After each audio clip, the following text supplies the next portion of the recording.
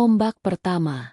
Desa Karangsari terletak di tepian Samudra Hindia, di mana lautnya berwarna hijau pekat dan ombaknya seolah bernafas seperti makhluk hidup. Di sanalah Raka lahir dan tumbuh, seorang pemuda 25 tahun yang setiap paginya menurunkan perahunya ke laut, lalu pulang saat matahari mulai tenggelam di balik kabut asin. Raka tinggal hanya berdua dengan ibunya, Mak Rini, seorang perempuan tua yang dikenal rajin sembahyang dan gemar menyalakan dupa di pojok rumah. Ayahnya, Sukarta, meninggal 7 tahun lalu. Tubuhnya tak pernah ditemukan setelah badai besar menerjang. Sejak itu, Mak Rini sering berbisik. Laut itu tak pernah memakan tanpa alasan. Nak, selalu ada yang dimintanya kembali. Di desa ini, laut bukan sekadar sumber rezeki. Ia dianggap berjiwa. Tiap bulan sura, warga Karangsari menaruh sesajen di tepi pantai. Kepala ayam, bunga 7 rupa, dan kain hijau. Mereka percaya itu persembahan untuk penguasa Laut Selatan, agar ombak tetap jinak dan jari nelayan tidak dimakan arus. Namun Raka selalu menganggap semua itu tak lebih dari tahayul warisan nenek moyang. Hingga suatu malam, angin laut berubah arah.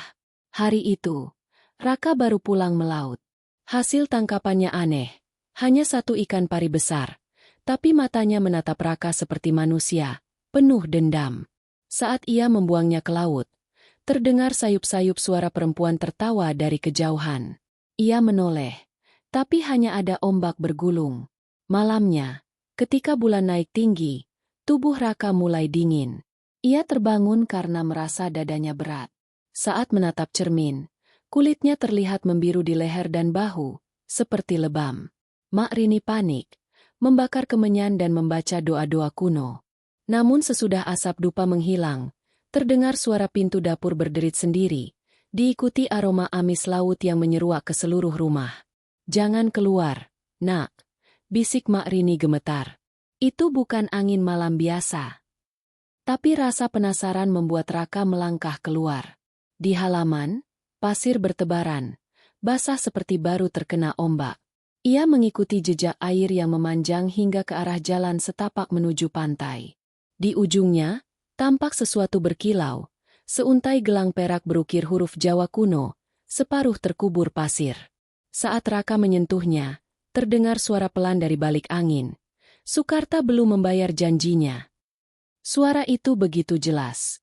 Raka tertegun. Sukarta, nama ayahnya. Keesokan harinya, Raka menceritakan semuanya pada tetua desa, Pak Darmo, seorang pria tua yang dulu menjadi teman melaut ayahnya. Wajah Pak Darmo langsung pucat. "Kalau benar kau dengar nama itu dari laut," katanya lirih, "berarti mereka sudah mulai menagih. Dulu ayahmu pernah menolak perjanjian yang dibuat Nyai Ratna sebelum dia dibuang." Raka terdiam. Nama itu, Nyai Ratna, hanya pernah ia dengar dari gosip orang-orang tua di warung. Dulu, katanya, perempuan itu bisa memanggil arwah laut untuk mendatangkan ikan. Tapi setelah ada 7 nelayan mati tenggelam, warga menuduhnya penyebabnya dan mengusirnya ke hutan karang di ujung desa. Tak ada yang tahu apakah dia masih hidup. Malam berikutnya, suara dari laut datang lagi. Kali ini lebih dekat. Raka menutup telinganya. Tapi bisikan itu seperti merayap langsung ke dalam kepalanya. "Anak laut, darahmu milikku. Kau akan membayar dosa ayahmu." Dan dari arah pantai, tampak cahaya kehijauan menari-nari di atas ombak, seperti mata-mata yang mengintai dari kegelapan. Sejak malam itu, hidup Raka tak lagi tenang. Ombak pertama telah datang, dan laut mulai menagih janjinya. Kuburan di pasir hitam. Fajar di desa Karangsari selalu datang dengan aroma garam dan gemuruh ombak yang menampar karang. Tapi pagi itu, udara terasa lebih berat, seolah ada sesuatu yang busuk di antara tiupan angin laut. Raka, dengan mata sembab karena tak tidur semalaman, melangkah ke pantai. Tubuhnya masih lemas, tapi ada dorongan kuat dalam dirinya untuk mencari sumber semua keganjilan semalam. Jejak air asin yang semalam mengering di halaman rumahnya kini mengarah langsung ke tepian laut. Di sana, pasir berwarna kehitaman seperti terbakar, dan burung camar terbang rendah sambil berteriak nyaring. Saat Raka menunduk, matanya menangkap sesuatu yang setengah terkubur di pasir, sebuah bungkus sesajen tua, dibalut kain hijau lusuh, dengan tulang ayam, bunga kering, dan sejumput rambut manusia yang masih menempel di ujungnya. Raka menelan ludah. Jantungnya berdentum. Ia menyentuh bungkusan itu dengan ujung jaring, lalu perlahan membukanya. Dari dalamnya, muncul bau amis yang menyengat, disertai seutas benang hitam panjang yang seakan berdenyut pelan. Di dalamnya ada potongan kayu berbentuk perahu kecil, dan di sisi kayu itu tertulis namanya sendiri, Raka Sukarta. Tubuhnya mendadak menggigil. Ia segera menutup bungkusan itu kembali dan berlari pulang, tapi langkahnya terasa berat, seolah pasir di bawah kakinya ingin menelan. Angin mendadak menderu kencang, dan dari arah laut terdengar seperti gemericik tawa perempuan yang menyeramkan, panjang, melengking, dan disertai suara air berdebur. Sesampainya di rumah, Mak Rini langsung menatapnya ngeri. "Kau menyentuhnya, ya?" Suaranya parau. Raka terdiam, lalu mengangguk. Mak Rini menutup mulutnya dengan tangan, lalu buru-buru menyalakan dupa dan menabur garam di 4 penjuru rumah. "Itu kiriman laut, Nak. Santet dari dasar samudra. Sekali kau menyentuh, roh laut tahu siapa yang harus mereka datangi." Raka menatap ibunya tak percaya. "Santet dari laut? Itu cuma cerita. Mak, mana mungkin laut bisa mengirimkan santet?" Mak Rini menatapnya tajam. "Kau pikir ayahmu mati karena badai? Tidak, Raka. Dia mati karena melanggar perjanjian dengan Nyai Ratna." Nama itu lagi, Nyai Ratna. Sosok yang bagi warga Karangsari hanyalah legenda. Namun di mata Mak Rini, dia nyata. Dulu, sebelum Raka lahir, ayahnya pernah membantu Nyai Ratna melakukan ritual laut demi mendapatkan hasil tangkapan berlimpah. Tapi setelah melihat korban manusia yang harus diserahkan, Sukarta menolak melanjutkan. Ia melarikan diri, membawa Mak Rini yang sedang mengandung, dan sejak saat itu, laut menjadi musuhnya. Malam harinya, badai datang tiba-tiba, petir membelah langit, dan ombak menghantam karang seolah marah. Raka berdiri di jendela, menatap laut yang tampak memanggilnya. Di tengah gelap, tampak sosok samar berdiri di pasir. Rambutnya panjang, bajunya robek, dan di tangannya tergenggam sesuatu yang berkilau. Ketika kilat menyambar, Raka melihat jelas. Itu gelang perak yang ia temukan semalam, kini melingkar di tangan sosok itu. Suaranya terdengar lembut namun mengerikan. "Kau sudah menyentuh pemberianku, Raka. Kini darahmu terikat." Raka mundur. Tubuhnya gemetar. Ia menutup telinga. Tapi suara itu tak berhenti. Ia menembus dinding pikirannya, berbisik. "Datanglah ke kuburan di pasir hitam. Di sanalah rahasia ayahmu terkubur." Mak Rini berlari dari dapur membawa segenggam garam dan air bunga. "Jangan dengarkan dia. Tutup pintu. Nak, itu bukan manusia." Tapi Raka terpaku. Tatapannya kosong, seolah terhipnotis. Ia membuka pintu dan melangkah keluar. Langkahnya berat, tapi entah kekuatan apa yang menyeretnya menuju pantai. Hujan deras mengguyur, pasir berubah jadi lumpur, namun suara itu terus memanggil. Sesampainya di tepi laut, ia melihat tanah basah tergali sebagian. Ada sesuatu di dalamnya. Peti kayu kecil, tua dan berlumut. Raka menggali dengan tangan kosong, meski jari-jarinya berdarah, sampai akhirnya ia berhasil membukanya. Isi peti itu membuat napasnya tertahan. Sepotong pakaian nelayan sobek, tali jala, dan tengkorak manusia yang masih memakai kalung milik ayahnya. Di dahi tengkorak itu tertulis dengan darah kering, "Janji belum lunas." Tiba-tiba, petir menyambar lagi. Ombak bergulung besar dan mengguyur pantai hingga menenggelamkan peti itu. Raka terpental, terbawa arus sampai hampir ke tengah laut. Dalam setengah sadar, ia melihat wajah perempuan cantik dengan mata hijau menyala di bawah permukaan air, memanggilnya dengan suara yang sama seperti semalam. "Kau anak laut, Raka." Dan laut tidak pernah melupakan darahnya. Raka tersadar di tepi pantai keesokan paginya. Tubuhnya menggigil, dan di dada kirinya kini terukir luka berbentuk ombak, berwarna biru kehitaman. Mak Rini menemukannya dalam keadaan pingsan dan menangis sejadi-jadinya. Hari itu, seluruh desa dikejutkan oleh kabar aneh. Pasir di tepi pantai berubah warna jadi hitam legam, dan semua ikan di jaring nelayan menghilang.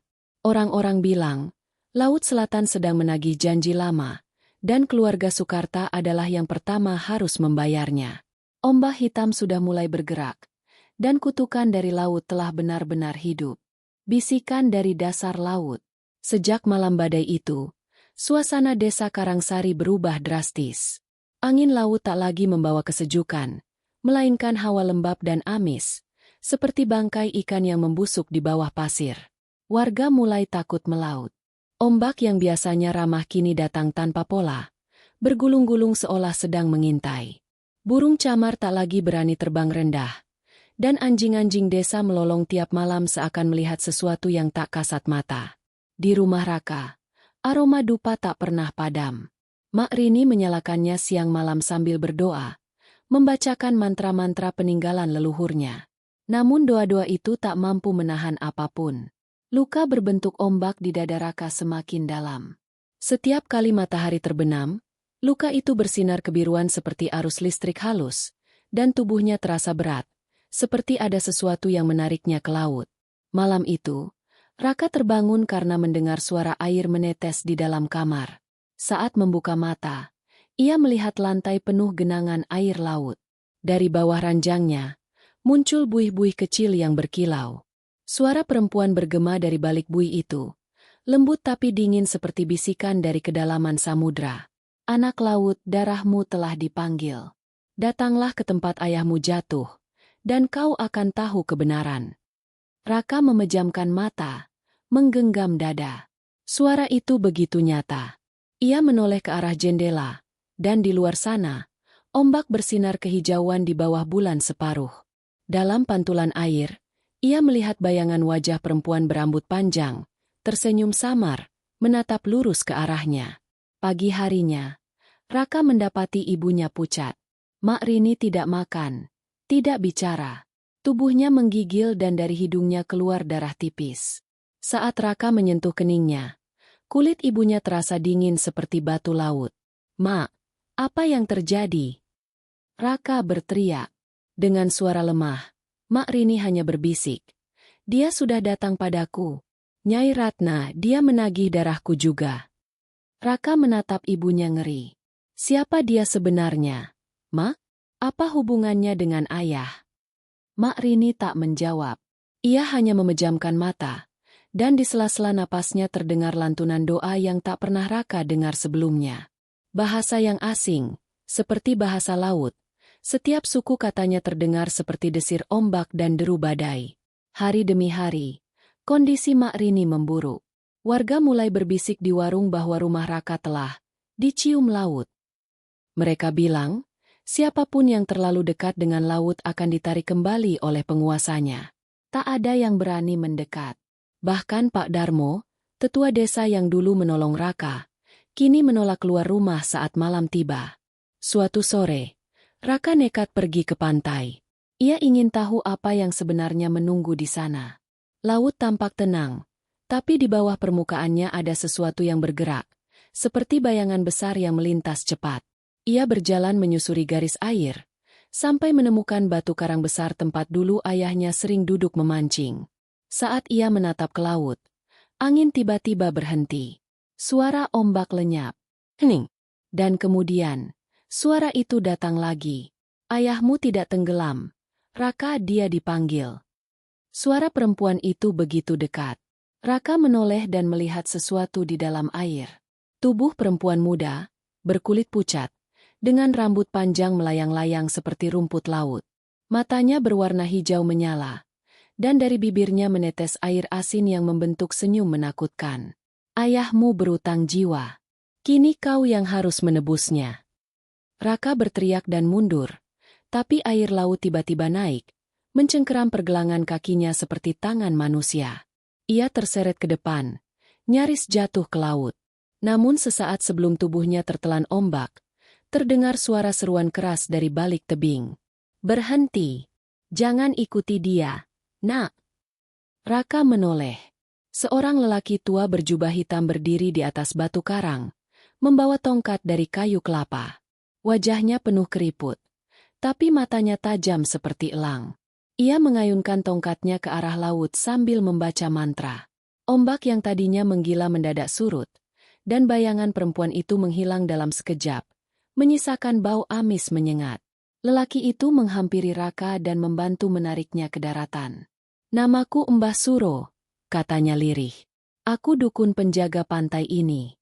Aku tahu apa yang sedang mengintaimu." Raka terengah. Siapa perempuan itu? Mbah Suro menatap laut dalam diam, lalu berkata dengan nada berat, "Dia bukan manusia. Itu Nyai Ratna, dukun laut yang dulu dibuang warga Karangsari. Dan tampaknya dia belum mati." Raka terdiam. Angin laut kembali berhembus, membawa aroma dupa basah dan bunga melati busuk. Langit di atas laut mulai menggelap meski matahari belum sepenuhnya tenggelam. "Nyai Ratna pernah bersumpah," lanjut Mbah Suro, "selama darah Sukarta masih mengalir di dunia, Laut Selatan tak akan tenang. Kau adalah darah itu, Raka. Kau adalah janjinya yang belum terbayar." Kata-kata itu menusuk seperti duri. Raka ingin menyangkal, tapi di dalam dadanya luka ombak itu mulai berdenyut lagi. Kali ini lebih kuat, seperti jantung kedua yang hidup sendiri. Mbah Suro memandangnya dengan iba. "Kalau kau ingin menyelamatkan ibumu, kau harus siap melawan laut. Tapi ingat, sekali kau menatap mata Nyai Ratna di dalam air, tak ada jalan kembali." Sementara ombak memukul karang dan langit semakin muram, Raka tahu satu hal pasti, perang antara darah manusia dan dendam laut baru saja dimulai.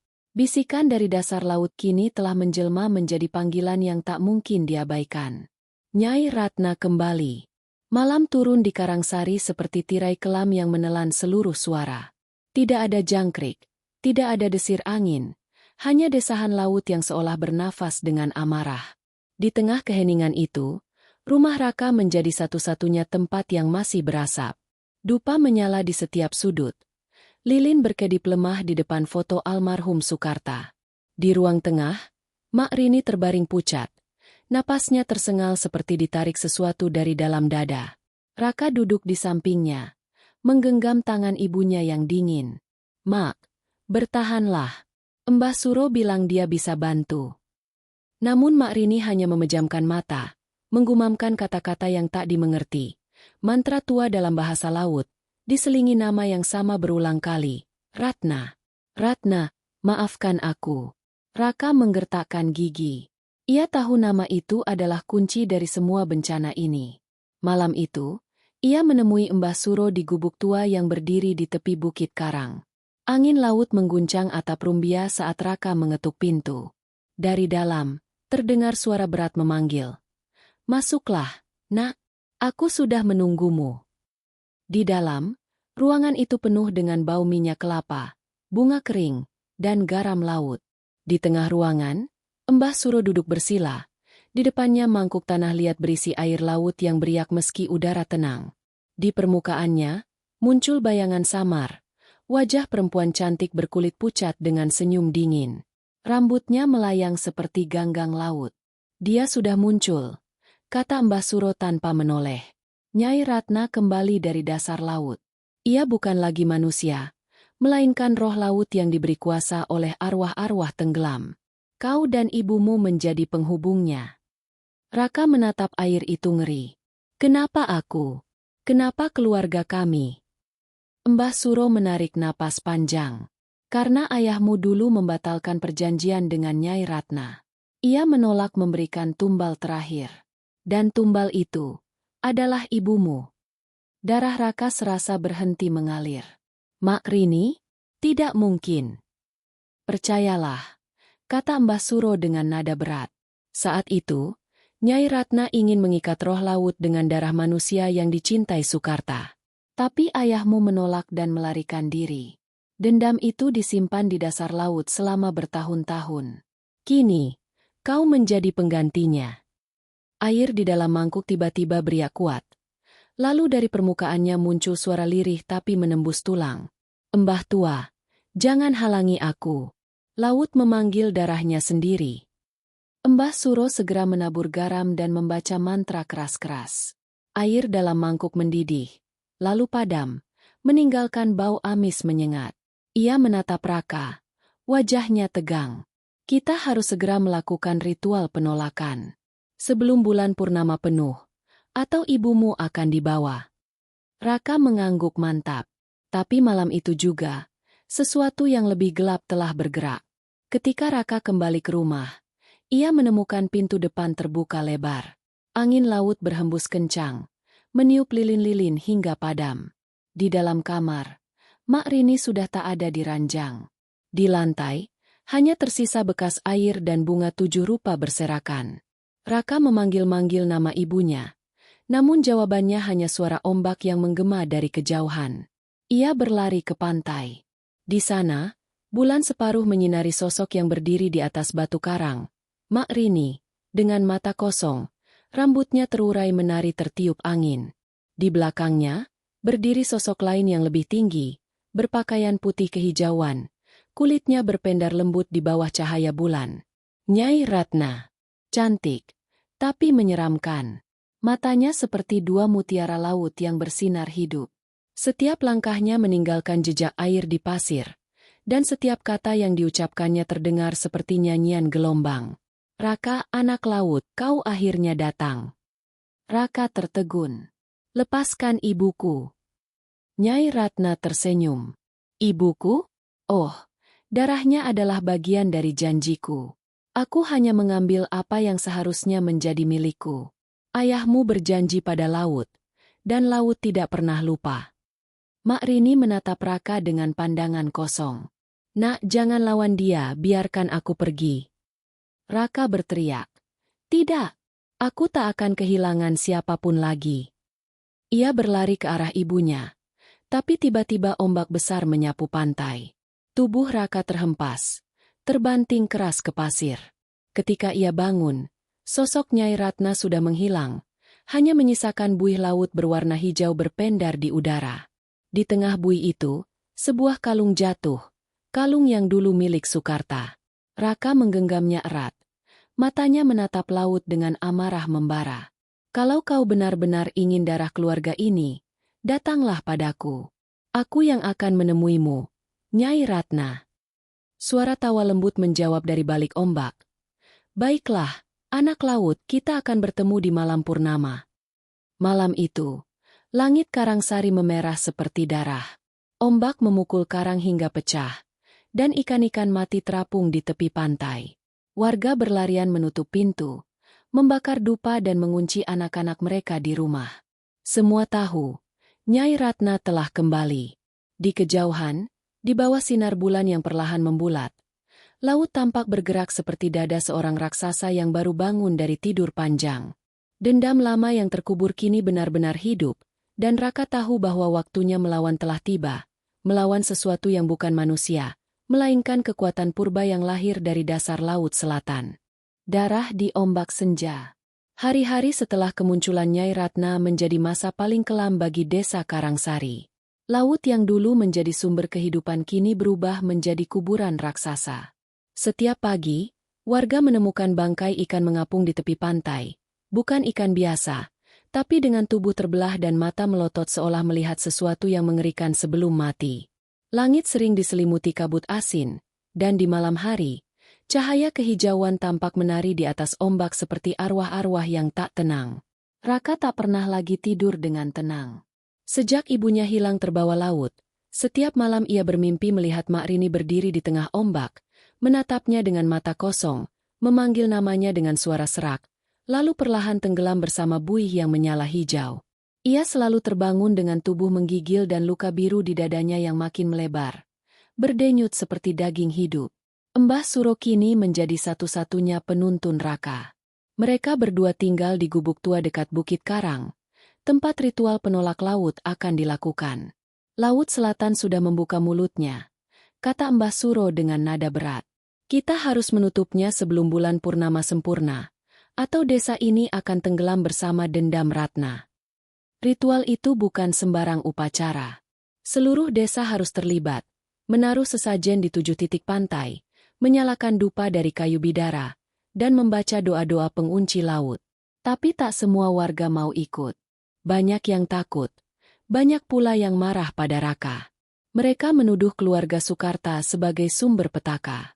Kalau saja ayahmu dulu tidak menentang Nyai Ratna, kita tidak akan dikutuk seperti ini, teriak seorang nelayan.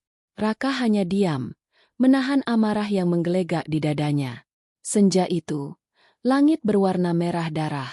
Mbah Suro memimpin ritual pertama di batu karang tempat Mak Rini terakhir terlihat. 7 orang warga berani berkumpul di sana, menyalakan obor dan menabur bunga 7 rupa. Di tengah upacara, Raka meletakkan kalung milik ayahnya di atas batu, simbol pengakuan dan permohonan damai kepada laut. Namun laut tidak tenang. Ombak berputar, berdesis seperti suara makhluk lapar. Mbah Suro membaca mantra lebih keras. Suaranya melawan angin. Tapi tiba-tiba, dari tengah laut muncul pusaran air raksasa. Cahaya hijau keluar dari dalamnya, disertai suara tawa perempuan melengking panjang. Kalian pikir bisa mengikat laut dengan doa manusia? Angin bertiup kencang. Obor padam satu persatu. Air laut memercik ke darat, berubah menjadi darah yang mengalir di antara pasir. Raka menatap dengan ngeri. Darah itu nyata, kental dan panas. Di dalamnya muncul bayangan wajah Nyai Ratna. Matanya menyala. Rambutnya berputar seperti pusaran ombak. Raka, kau memanggilku. Dan aku datang. Warga berteriak.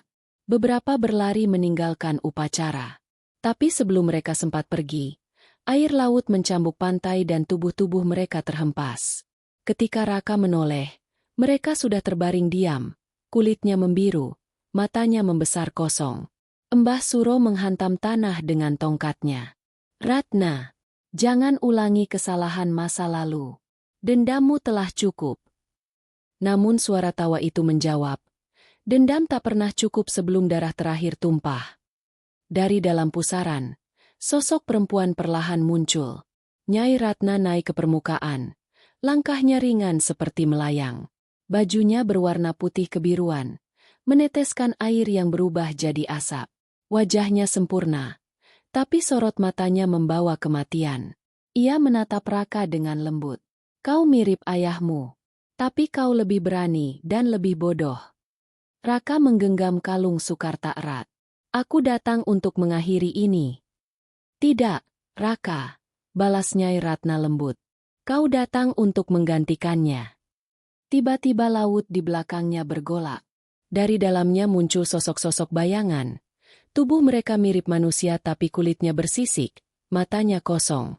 Mereka berjalan dari air menuju darat, membawa bau amis busuk yang membuat napas Raka sesak.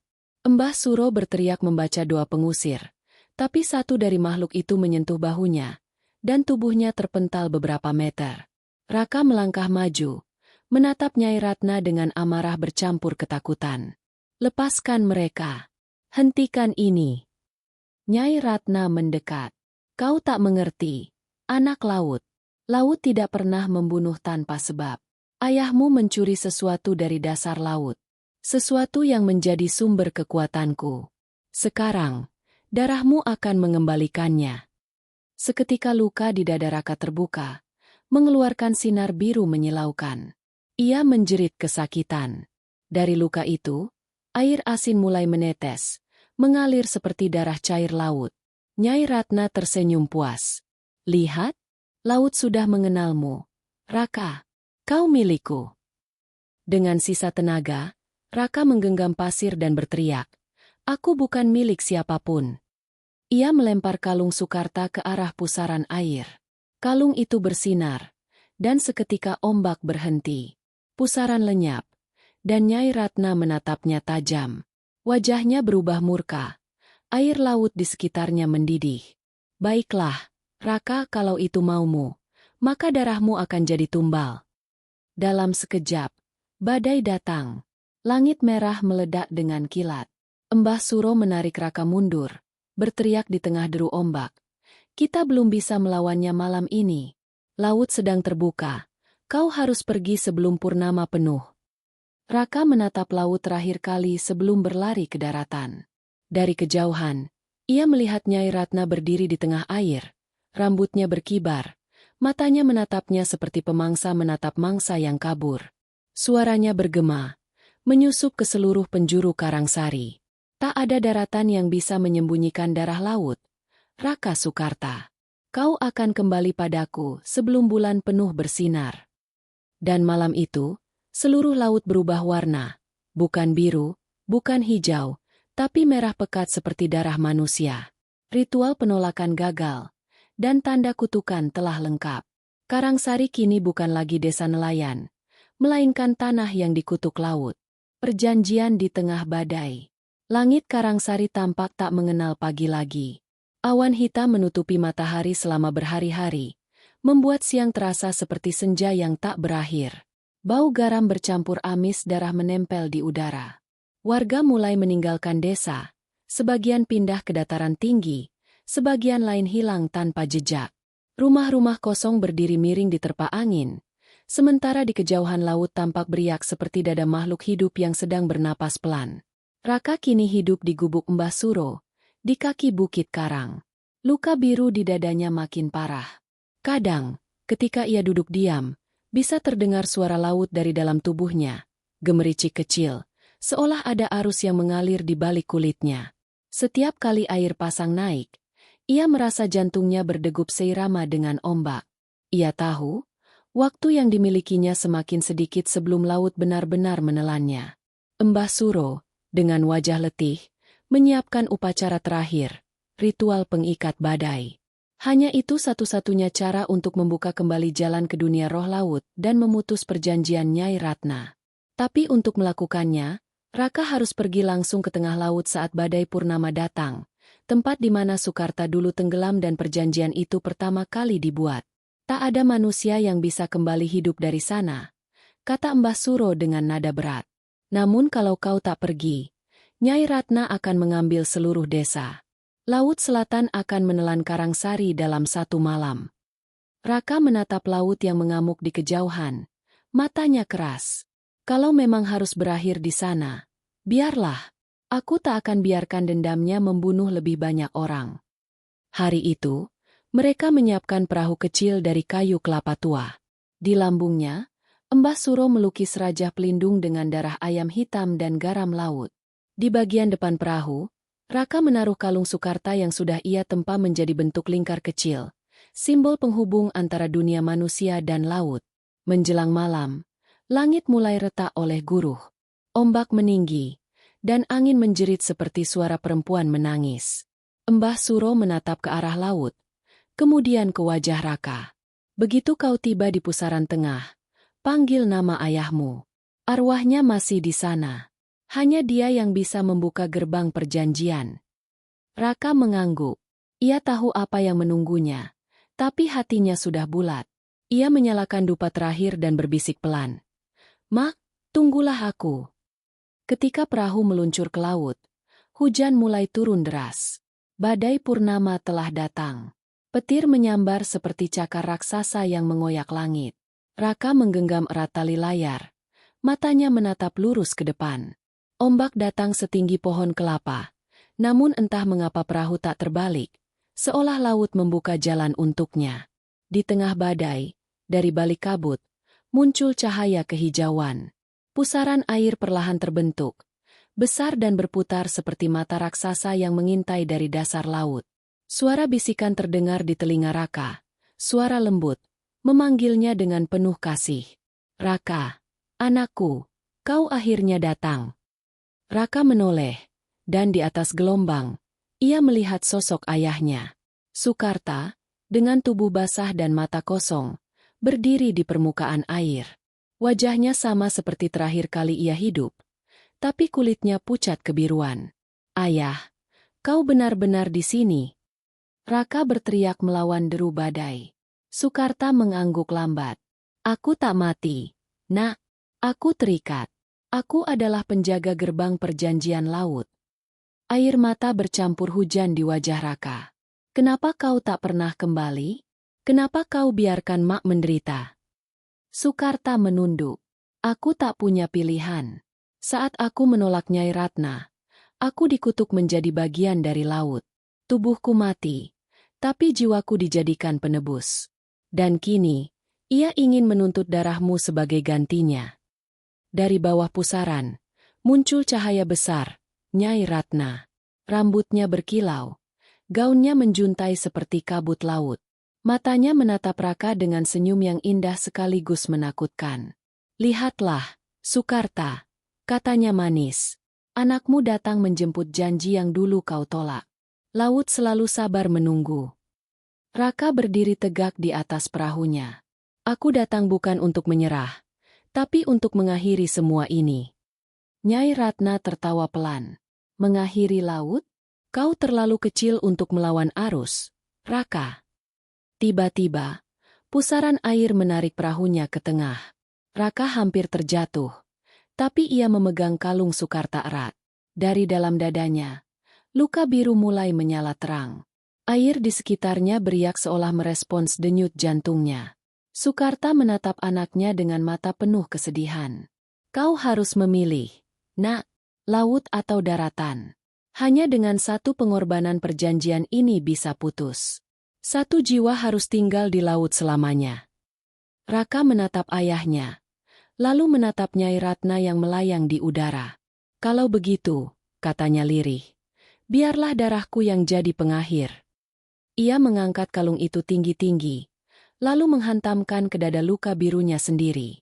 Cahaya biru meledak, menembus badai, membuat laut berhenti sesaat. Suara Nyai Ratna berubah menjadi jeritan panjang. Tubuhnya terbelah oleh cahaya, dan dari dalamnya keluar arus air yang berputar cepat, menelan semua suara. Dalam kekacauan itu, Raka merasakan seseorang memeluknya, hangat, lembut. Ia melihat sekilas wajah Mak Rini tersenyum, lalu perlahan larut menjadi buih. Suara Sukarta terdengar samar di telinganya. Maafkan aku, nak, laut akhirnya tenang. Cahaya biru semakin terang hingga segala sesuatu menjadi putih. Ketika badai mereda, laut kembali sunyi. Perahu Raka hanyut, kosong, tanpa siapapun di atasnya. Hanya kalung kecil yang kini mengapung di permukaan air, memantulkan sinar bulan purnama. Di pantai, Mbah Suro berdiri dengan mata basah. Perjanjian sudah ditebus, gumamnya. Tapi laut selalu punya harga. Malam itu, Karangsari kembali tenang. Ombak memeluk pantai dengan lembut seperti dulu, tapi setiap kali angin bertiup dari arah selatan, terdengar samar suara seorang pemuda memanggil ibunya dari jauh, suara yang datang dari tengah lautan. Dan di dasar laut, jauh di bawah karang, dua cahaya biru berpendar pelan, jiwa Sukarta dan Raka, penjaga baru laut selatan, pengikat antara dunia manusia dan dunia air. Rahasia Ibu. Hari-hari setelah badai purnama berlalu, desa Karangsari kembali pada ketenangan yang menyesakkan. Laut tidak lagi menggila, tapi bau asin dan amis tetap menyelimuti udara, menjadi pengingat bahwa kedamaian itu dibayar mahal. Warga yang selamat mulai menata kembali rumah mereka, membersihkan reruntuhan, dan berbisik-bisik tentang peristiwa yang mereka saksikan, cahaya biru, ombak merah darah, dan sosok Raka yang menghilang bersama pusaran laut. Raka sendiri tak pernah benar-benar kembali dari tengah badai. Namun setiap malam, Mak Rini duduk di tepi pantai, menatap gelombang yang tenang, dan berbicara pada sosok yang hanya bisa ia rasakan, bayangan anaknya yang tetap hidup di kedalaman laut. Nak, aku tahu kau mendengar ini, bukan? Gumamnya. Tapi ada sesuatu yang membuatnya gelisah. Luka lama mulai terasa di dadanya, bukan karena fisik, tapi seperti memori yang tergerus dan menuntut jawaban. Suatu sore, seorang perempuan tua muncul di depan rumah Mak Rini. Rambutnya putih dan berantakan, tapi matanya tajam menembus jiwa. Ia memperkenalkan diri sebagai Embok Siti, tetua desa yang pernah mengenal Nyai Ratna lebih lama daripada siapapun. Ia membawa kotak kayu kecil berisi benda-benda ritual, cangkang kerang, kain hijau, dan bunga 7 rupa. Mak Rini, aku tahu rahasiamu, kata Mbok Siti dengan suara berat. Mak Rini menatapnya. Wajahnya pucat. Rahasiaku? Apa maksudmu? Mbok Siti menarik napas panjang. Kau bukan hanya istri Sukarta. Kau pernah menjadi bagian dari ritual Nyai Ratna sebelum menikahinya. Kau tahu tentang perjanjian darah itu, bukan? Mak Rini menunduk. Air mata menetes di pipinya. Aku muda waktu itu. Nyai Ratna mengajarkanku ilmu laut dan cara memanggil arwah. Tapi aku menyesal, Nak. Saat Sukarta menolak perjanjian itu, aku ikut bersamanya. Aku berjanji akan melindungi desa. Tapi aku tak pernah memberitahu siapapun tentang rahasiaku. Embok Siti mengangguk. Itu sebabnya laut tidak berhenti menagih. Darahmu, darah anakmu, dan janji yang kau buat untuk mengingkari Nyai Ratna, semuanya terikat. Kau pikir hanya Sukarta yang bertanggung jawab, tapi kau juga terlibat. Itulah alasan darahmu terasa berat sekarang. Mak Rini menutup mata, menggenggam dada. Kenangan lama muncul seperti gelombang. Malam-malam ia belajar mantra laut, ritual di tepi pantai, bisikan Nyai Ratna yang selalu menekannya, dan rasa takut yang membuatnya melarikan diri bersama Sukarta. Aku hanya ingin hidup sederhana, Embok, tapi laut selalu mengingatku. Embok Siti meletakkan tangannya di bahu Mak Rini.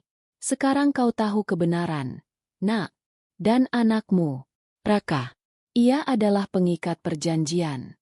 Tanpa pengorbanannya di tengah badai purnama, kutukan tidak akan pernah berhenti. Laut membutuhkan keseimbangan, dan pengorbanan itu telah dilakukan. Tapi, ada satu hal yang harus kau lakukan, Mak Rini. Kau harus melepaskan dendam lama, atau tubuh dan jiwamu akan terus tertarik oleh laut. Mak Rini menatap laut yang berkilau di bawah sinar senja. Ombak lembut memukul karang, dan di permukaan air tampak bayangan samar Raka, menatapnya. Suara hatinya memanggil, "Ibu, jangan takut, aku di sini." Ia menunduk dan berbisik, "Nak, aku minta maaf. Aku akan melindungi desa. Aku akan mengakhiri semua ini. Aku akan melepaskan Nyai Ratna." Embok Siti tersenyum tipis. Itulah yang harus dilakukan. Kau adalah penjaga yang tak terlihat. Mak Rini, jangan pernah lupakan itu. Rahasia ini bukan kutukan, tapi tanggung jawab yang diberikan padamu. Sekarang kau tahu, nakmu adalah bagian dari laut, dan kau adalah jembatan antara manusia dan kedalaman. Malam itu, Mak Rini menyalakan dupa dan menaruh sesajen di 7 titik tepi pantai, seperti ritual yang dulu pernah ia lakukan bersama Nyai Ratna. Namun kali ini, niatnya murni, untuk menenangkan laut, bukan untuk menuntut kekuatan. Setiap bunga yang ia letakkan, setiap mantra yang ia ucapkan, membuat udara terasa ringan. Cahaya hijau dari laut perlahan memudar, dan angin malam menjadi hangat, seperti belayan. Ketika bulan naik tinggi, di permukaan laut muncul cahaya samar. Bayangan Raka menari di atas ombak, tersenyum padanya. Ia tidak dapat berbicara, tetapi perasaannya jelas. Anaknya selamat, tapi kini hidupnya terikat dengan laut, sebagai penjaga baru yang menjaga keseimbangan antara dunia manusia dan dunia air. Mak Rini menunduk, meneteskan air mata campur bahagia dan duka. Ia tahu rahasia yang selama ini ia sembunyikan akhirnya terbuka, dan pengorbanan anaknya membuat dendam lama berakhir. Namun ia juga sadar, kisah ini belum sepenuhnya selesai. Laut selalu memiliki harga, dan suatu hari, jika keseimbangan terganggu lagi, bayangan Raka akan muncul kembali, memanggil darah yang masih tersisa di daratan. Dengan itu, Mak Rini kembali ke rumah, duduk di teras sambil menatap laut yang tenang. Ombak berbisik pelan, seperti suara Raka. "Aku di sini, Ibu. Tenanglah. Semuanya akan baik-baik saja. Untuk sekarang." Malam itu, desa Karangsari untuk pertama kalinya dalam bertahun-tahun merasakan kedamaian. Tapi di dasar laut, jauh di bawah karang, cahaya biru dari Raka dan Sukarta masih berpendar, menjadi peringatan bagi siapa saja yang mencoba menentang Laut Selatan. Rahasia ibu kini menjadi penopang, penghubung antara darah, dendam, dan pengorbanan yang tak pernah hilang. Tumbal dari daratan.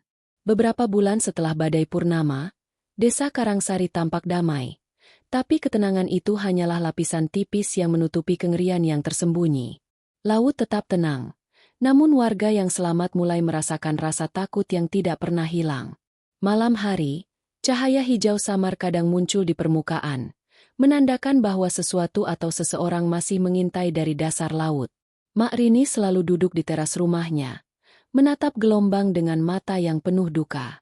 Ia tahu Raka selamat, namun jiwa anaknya kini terikat dengan laut selatan.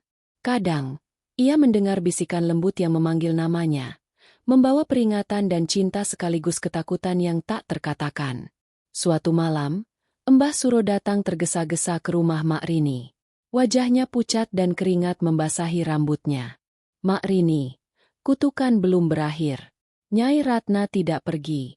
Ia menunggu pengorbanan terakhir untuk menutup sisa dendamnya. Mak Rini menelan ludah. Pengorbanan terakhir? Maksudmu? Mbah Suro menatapnya dengan mata penuh keseriusan. Ia meminta satu tumbal dari daratan. Darah manusia yang paling kau cintai. Ia ingin mengikat kembali janji lama, dan hanya itu yang bisa menghentikan dendamnya sepenuhnya. Rasa dingin menyergap tubuh Mak Rini. Ia menyadari maksud Mbah Suro, tumbal yang dimaksud adalah dirinya sendiri. Tapi hatinya memberontak. Aku tidak bisa. Aku sudah kehilangan Sukarta. Aku hampir kehilangan Raka. Aku tidak bisa kehilangan diriku sendiri. Mbah Suro menghela napas. Kau harus memilih, Mak Rini, atau desa ini akan musnah. Kau atau seluruh desa. Tidak ada jalan lain. Malam itu, Mak Rini berjalan sendiri menuju pantai. Ombak berdesir lembut, seolah menunggu. Ia menatap laut gelap dan berkata lirih. Nak, aku harus melakukan ini. Demi desa, demi nyawamu, demi semua orang. Air laut bergerak perlahan, dan dari dalam pusaran muncul cahaya hijau yang menandakan kehadiran Nyai Ratna. Sosok itu muncul di atas ombak. Baju dan rambutnya berkilau kehijauan. Matanya menatap Mak Rini dengan tajam, tapi senyum di wajahnya tetap menyeramkan. Mak Rini, kau mengerti maksudku, bukan? Suara Nyai Ratna bergema, terdengar seperti arus laut yang menembus ke dalam jiwa. Mak Rini menunduk. Aku mengerti. Ambillah aku, agar desa ini selamat. Raka muncul di permukaan air. Sosoknya tetap bercahaya biru. Matanya menatap ibunya penuh campuran rasa haru dan kesedihan. Ibu, jangan lakukan ini sendirian. Aku akan menemaninya. Bisiknya dari dalam laut. Tapi Mak Rini menggeleng. Nak, ini tanggung jawabku. Kau sudah cukup berkorban. Sekarang giliran ibu menebus janji lama. Nyai Ratna melayang lebih dekat. Tangannya menyentuh air dan mengubahnya menjadi pusaran yang berputar cepat. Ombak menyentak, angin menderu, dan suara laut bergema seperti seruan ribuan makhluk. Mak Rini melangkah maju, menaruh tangannya di permukaan pusaran. Seketika, rasa panas dan dingin menembus tubuhnya, seolah arus energi laut masuk ke setiap selnya.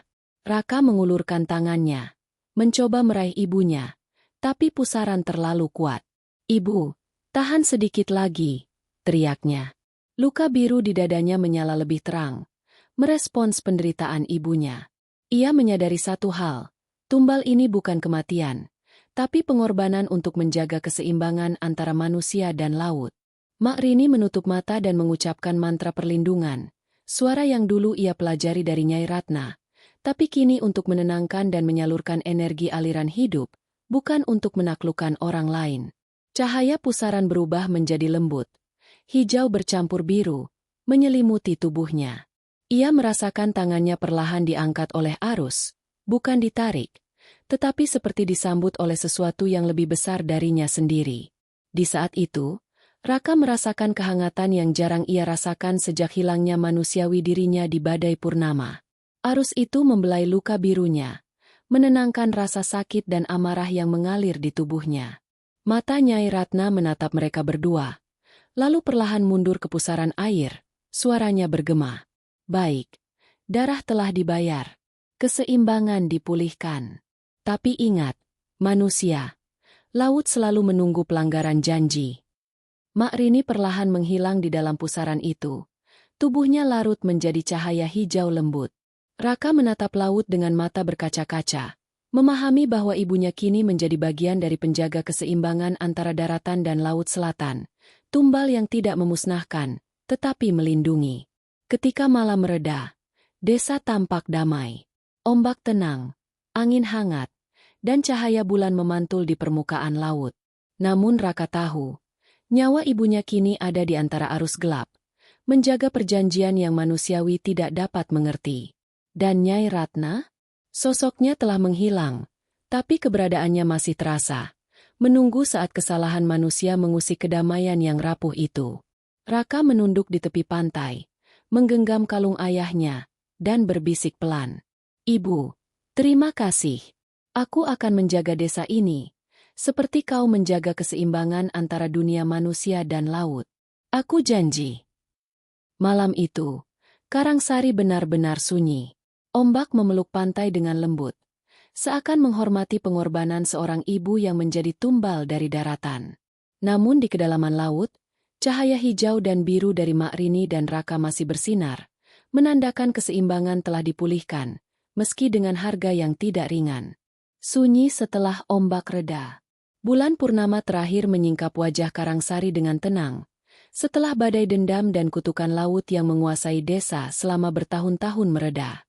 Ombak kini lembut, memeluk pasir seperti belayan, dan aroma garam yang dulu menyengat kini hanya tersisa tipis di udara. Namun ketenangan ini bukan tanpa bekas. Rumah-rumah yang dulunya rusak perlahan diperbaiki, tapi bekas luka sejarah tetap membekas di wajah desa dan hati warganya. Raka berdiri di tepi pantai, matanya menatap laut yang tenang, namun hatinya penuh dengan rasa campur aduk. Ia merasa lega karena kutukan Nyai Ratna telah terhenti, namun rasa kehilangan ibunya, yang kini menjadi bagian dari kedalaman laut, menyesakkan dadanya. Luka biru di dadanya masih ada, tapi kini tidak lagi menyakitkan, melainkan menjadi tanda bahwa darahnya telah mengikat dirinya dengan laut selatan sebagai penjaga baru. Desa tampak hidup kembali. Warga yang selamat perlahan kembali bekerja di ladang dan perahu. Mereka saling menatap dengan hati-hati, masih menyimpan rasa takut tapi juga rasa syukur. Banyak dari mereka yang membisikkan doa pada malam hari, agar keseimbangan yang telah dipulihkan tetap terjaga. Mbah Suro, meski lemah, terus mengawasi pantai dari gubuknya di Bukit Karang. Ia tersenyum tipis saat melihat Raka berdiri tegak di pantai. Tubuhnya sedikit bersinar biru dalam cahaya bulan, simbol bahwa generasi baru penjaga laut telah lahir. Raka menutup mata dan menenangkan pikirannya. Ia bisa merasakan energi ibunya yang menyelimuti kedalaman laut, menjaga desa tanpa perlu hadir secara fisik. Bisikan lembut yang dulu mengusik tidur malamnya kini menjadi pengingat. Laut selatan bukan musuh, tapi entitas yang harus dihormati dan dijaga keseimbangannya. Ia menarik napas panjang, mengangkat kalung Sukarta yang selalu ia bawa. Kalung itu kini bukan sekadar benda mati. Ia adalah penghubung antara manusia dan laut, simbol janji dan pengorbanan yang tidak akan hilang. Sore itu, Raka berjalan menyusuri desa, menyapa warga yang mulai mempercayainya. Mereka menatapnya dengan rasa hormat campur takut, karena mereka tahu, meski Raka tampak seperti pemuda biasa, ia kini memiliki ikatan dengan laut yang tak dapat dipahami manusia biasa. Beberapa anak kecil bermain di pantai, tanpa sadar menjejak tempat di mana ombak hijau pernah menyapu desa. Setiap kali mereka tertawa, Raka tersenyum tipis, menyadari bahwa keseimbangan yang sulit diperoleh kini membawa kedamaian kecil bagi generasi berikutnya. Di malam yang sama, di tepi pantai, Raka menyalakan dupa dan menabur bunga 7 rupa seperti ritual lama. Angin laut berhembus pelan, membelai wajahnya. Dalam hening itu, terdengar bisikan samar dari kedalaman air. Suara Mak Rini yang tenang, lembut, penuh kasih. Raka, aku selalu bersamamu. Jaga desa, jaga janji, jangan ulangi kesalahan lama. Raka menunduk, menahan air mata. Ibu, aku janji, aku akan menjaga semuanya. Sejenak, bulan memantul di permukaan laut, membentuk lingkaran cahaya yang sempurna. Ombak kecil menari mengikuti ritme detak jantungnya. Tidak ada tawa Nyai Ratna, tidak ada bisikan dendam. Sunyi yang ada bukanlah ketakutan, melainkan kedamaian yang lahir dari pengorbanan, keberanian, dan kesadaran akan tanggung jawab. Malam itu, Raka duduk hingga larut, menatap laut yang tenang. Ia tahu, hari ini desa aman, tapi ikatan darah, pengorbanan, dan kutukan lama tetap hidup di bawah permukaan. Kedamaian ini rapuh, dan setiap langkah manusia di tepi laut menjadi pengingat bahwa Laut Selatan selalu mengawasi. Namun untuk pertama kalinya, rasa takut digantikan oleh pengertian. Laut bukan sekadar sumber bencana, tapi guru yang menuntut penghormatan, pengorbanan, dan keseimbangan. Ketika bintang-bintang mulai muncul, Raka menatap langit, tersenyum tipis, dan berbisik. Sunyi setelah ombak reda. Inilah hadiah dari pengorbanan kita. Aku akan menjaganya. Demi ibu, demi desa, demi kehidupan yang masih tersisa. Dan di dasar laut, jauh di kedalaman yang tak terlihat, dua cahaya biru tetap berpendar. Jiwa Makrini dan Raka, penjaga yang menjaga keseimbangan antara dunia manusia dan Laut Selatan. Sunyi telah datang, tetapi kewaspadaan dan pengorbanan tetap hidup, menjadi legenda yang akan dikenang, bukan karena teror, tetapi karena keberanian dan cinta yang abadi.